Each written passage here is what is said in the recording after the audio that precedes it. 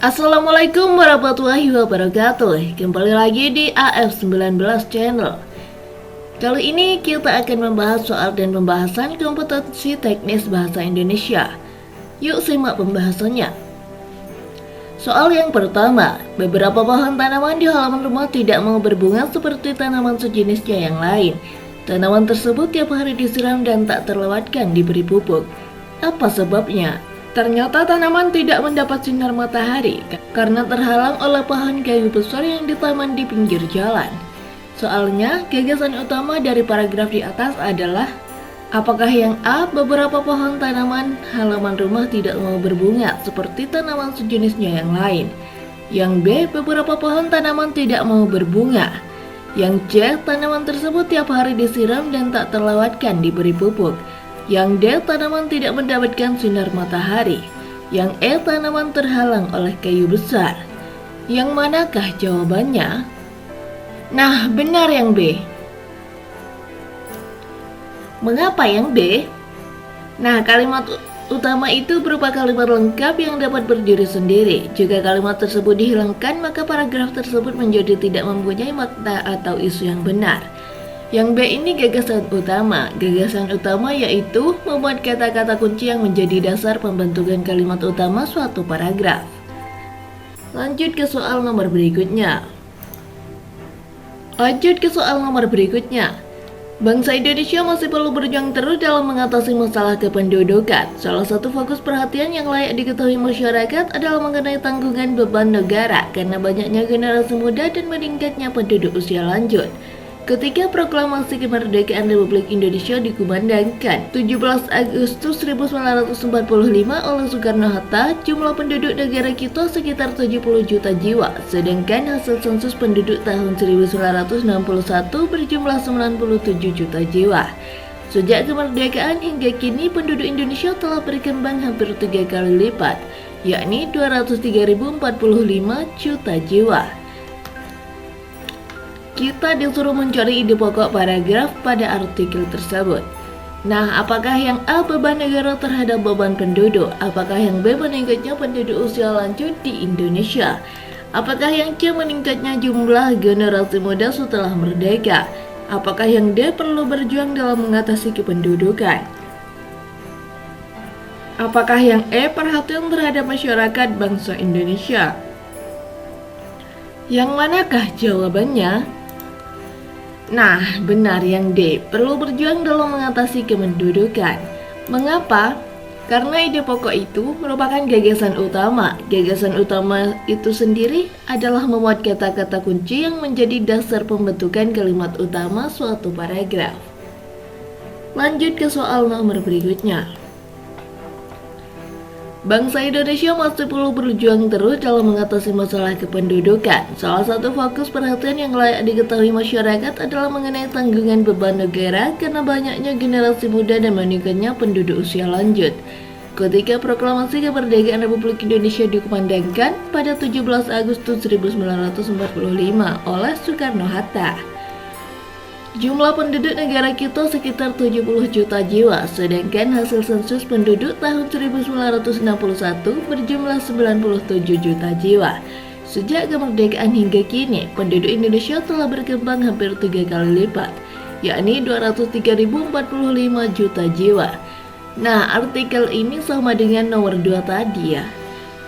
Tapi bedanya soalnya di sini disuruh mencari rangkuman isi artikel tersebut.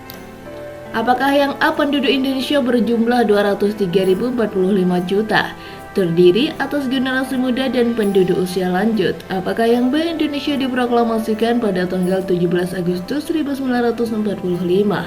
Pada waktu itu penduduk Indonesia 70 juta jiwa. Yang C, penduduk Indonesia setiap tahun bertambah terus karena masyarakat tidak tertarik ikut program KB. Yang D, jumlah penduduk Indonesia setiap tahun berkembang sehingga menjadi beban pemerintah. Apakah yang E, Indonesia harus berjuang terus dalam mengatasi masalah penduduk yang berkembang hampir 3 kali lipat sejak kemerdekaan? Yang manakah jawabannya? Nah, benar yang E. Mengapa yang E? Karena rangkuman artinya kegiatan menyusun gagasan pokok atau intisari suatu karangan menjadi bentuk yang ringkas. Jadi, rangkuman itu adalah inti-intinya saja dari paragraf ini. Lanjut ke soal nomor 4. Soal nomor 4 ini merupakan teks puisi ya. Kita langsung saja ke soalnya. Ciri menonjol pada puisi tersebut adalah apakah yang A sifat embeling, apakah yang B tipografi, apakah yang C membolak-balik kata, apakah yang D mantra, apakah yang E menggunakan simbol. Yang manakah jawabannya? Nah, jawabannya yang B ini, tipografi. Mengapa yang B? Karena tipografi itu merupakan struktur fisik atau bentuk tipografi. Lanjut ke soal nomor berikutnya. Banyak aktivitas menyenangkan yang dapat dilakukan di pantai dan semua usia dapat ikut merasakan keunggulan wisata pantai. Auranya menjadi andalan sebagai destinasi wisata untuk tujuan berlibur, mulai dari berjemur, bermain pasir, berenang-renang, jet ski dapat dilakukan di pantai. Merasakan sengatan sinar matahari sengaja dicari sambil merasakan sentuhan angin pantai yang sepoi-sepoi. Pantai yang bersih dengan airnya yang biru jernih dan pasir putih atau hitam lembut menjadi daya tarik utama wisata ini. Kita disuruh mencari kalimat simpulan generalisasi yang tepat untuk paragraf tersebut. Nah, apakah yang A? Sayangnya banyak yang beranggapan bahwa liburan ke pantai yang indah mahal biayanya. Apakah yang B? Keunggulan pantai tersebut memudahkan Anda menentukan tempat berlibur yang mengesankan. Apakah yang C? Nyatalah jika objek wisata pantai menjadi tempat yang banyak dikunjungi wisatawan. Apakah yang D? Maka jaga dan lestarikanlah keindahan pantai agar tetap dapat menarik wisatawan berlibur. Apakah yang E? Jelaslah bahwa pantai merupakan salah satu tujuan wisata yang perlu diperhitungkan. Yang manakah jawabannya? Nah, jawabannya yang E ini. Jelaslah bahwa pantai merupakan salah satu tujuan wisata yang perlu diperhitungkan. Mengapa? Karena generalisasi ini merupakan perihal membentuk gagasan atau simpulan umum dari suatu kejadian, hal, dan sebagainya. Lanjut ke soal nomor berikutnya. Tidak sedikit orang yang marah bila ditunjukkan kesalahannya, seperti Taro. 2 hari yang lalu dia marah karena adiknya telah menunjukkan kesalahannya ketika memasang ban sepeda gunungnya. Seharusnya dia menyadari bahwa manusia itu tidak ada yang sempurna, seperti peribahasa. Peribahasa yang sesuai untuk melengkapi paragraf tersebut adalah apakah yang A buruk muka cermin dibelah, apakah yang B tiada gading yang tak retak, apakah yang C seperti monyet kepala hitam, apakah yang D lancar gaji karena diulang, apakah yang E habis manis sepah dibuang. Yang manakah jawabannya? Nah, jawabannya yang B ini, tiada gading yang tak retak. Mengapa? Karena yang B ini artinya tak ada manusia yang sempurna. Nah, yang A ini artinya tidak mau mengakui kesalahan ataupun kelemahan sendiri. Buruk muka cermin dibelah. Yang D ini lancar kaji karena diulang, artinya itu lancar jalan karena ditempuh. Semua pekerjaan akan menjadi lancar dan menjadi mahir apabila diulang-ulang. Nah, yang D ini habis manis sepah dibuang. Artinya, dibuang setelah tidak dipakai lagi. Lanjut ke soal nomor berikutnya. Kedelai merupakan salah satu sumber protein nabati terbaik, nilainya setara dengan protein hewani. Kini, warga kedelai di tingkat perajin tahu dan tempe mengalami kenaikan hingga 50%. Penyebab utama adalah merosotnya nilai tukar rupiah. Kenaikan harga tersebut bukan hanya dapat mempengaruhi inflasi, melainkan juga berakibatkan merosotnya kemampuan rakyat dalam memenuhi kebutuhan protein. Perlindungan terhadap konsumen kedelai di dalam negeri melalui penetapan Bulog sebagai penyangga harga ditolak Dana Moneter Internasional atau IMF. Perubahan situasi tersebut seyogianya segera diikuti intensifikasi produksi. Alih-alih dapat memenuhi kebutuhan dalam negeri, produksi kita hanya sekitar 0,8 ton, sementara impor mencapai 1,7 juta ton. Untuk itu perlu ada kebijakan agrobisnis komprehensif dari hulu ke hilir, dan kesamaan sikap tiap instansi untuk saling melengkapi dan tidak saling menyalahkan.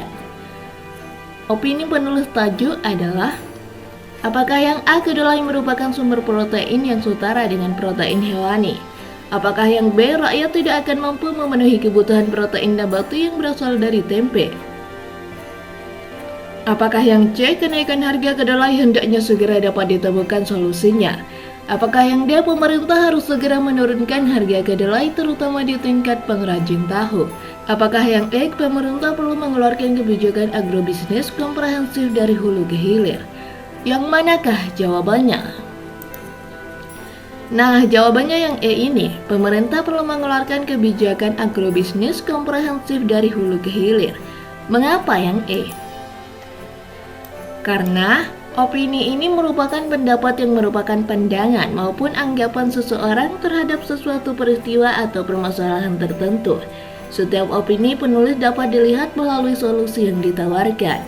Sampai di sini dulu video kami. Silahkan subscribe dan like video ini agar kalian bisa mendapatkan notifikasi terbaru dari kami. Dan simak video-video soal dan pembahasan lainnya. Terima kasih. Wassalamualaikum warahmatullahi wabarakatuh.